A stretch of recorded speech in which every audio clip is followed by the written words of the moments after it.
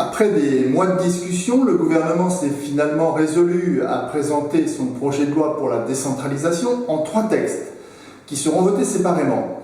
Nous attendions un souffle nouveau, une clarification des compétences entre les collectivités. Nous aurons finalement de la complexité et l'ajout d'un nouvel échelon administratif avec la reconnaissance des métropoles.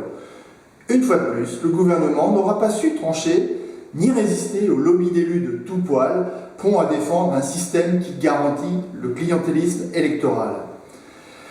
La région, qui précisément parce qu'elle est éloignée des intérêts particuliers, dispose d'une véritable légitimité pour être la clé de voûte d'une nouvelle gouvernance équilibrée du territoire, se trouve affaiblie par ce projet.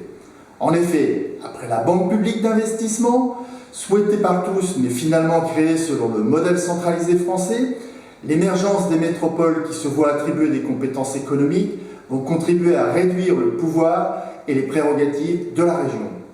Est-ce ce que nous voulions pour la Bretagne? Nantes et Rennes vont pouvoir continuer à se développer en tournant le dos à l'ouest breton.